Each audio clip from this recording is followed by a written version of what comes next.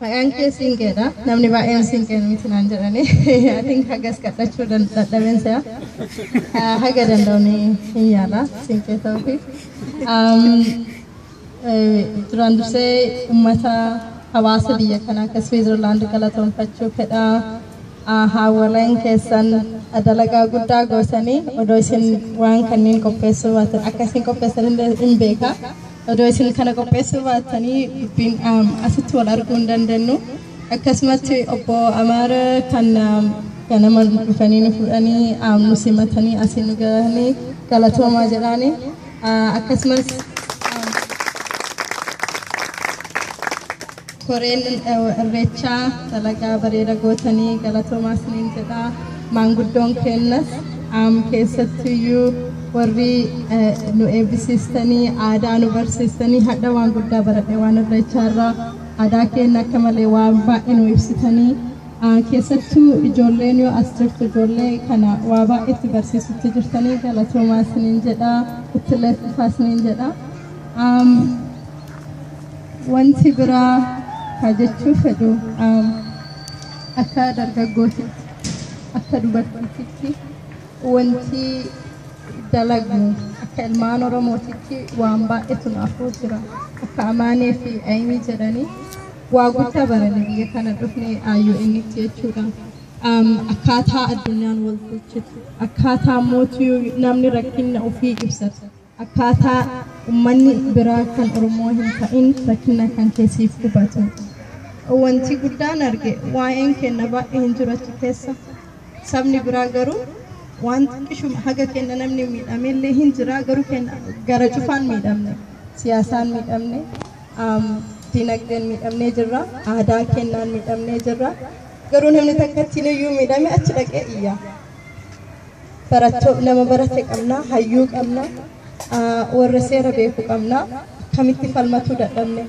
Gaafii baay'ee gaafannee deebisuu qabna jechuudha.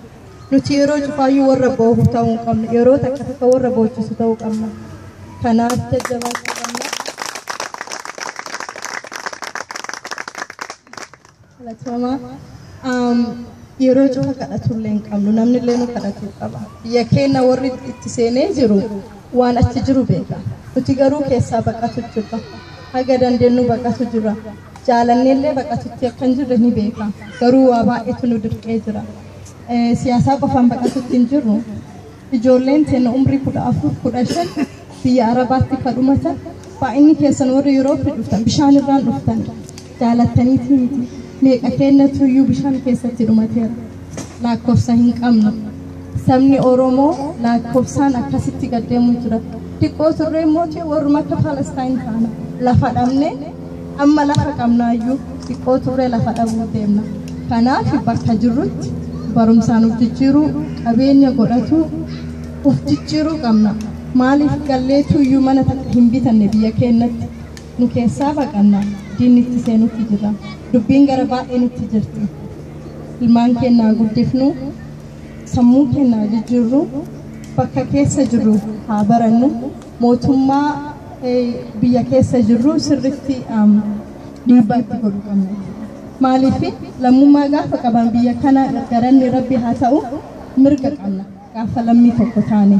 Amma Awustiraaliyaatti yeroo baay'ee ani yeroo waanii uummati Oromoo jiraate rakkin yoo jiraate bulchiinsa naannawa kiyyaa dhaqee dubbii tanatu jira ilaalii jedhaan hin beekani federal MP naannawa kiyyaa Anthony Berg namni jedhamu rakkina Oromoo paarlamentii Victoria keessatti dubbatee ture. Kuni dhiibbaa nuti godhuu dandeenyu. Dhimmoota biyya akka keenyatti kan alaa dhiibbaa godhuuf salphaadha. Nama laakkaa'uu hin qabnu akkuma salphatti godhu. Kanaafuu bakka jirtu jijjiiruu dhiibbaallee godhuudha. Keessattuu warri dargaggoo maaliif warri keenya baay'een isaanii yoo laaltan jiruu hadhooftuu keessa darbanii jiran. Maqaa Oromoo oolchuuf nama maatii hin qabnetu jira hadha.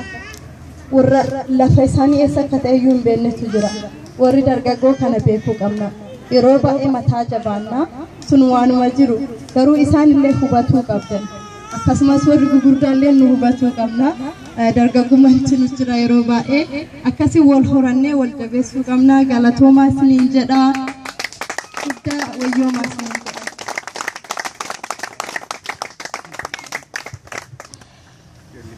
Akkas kana iddoo galatooma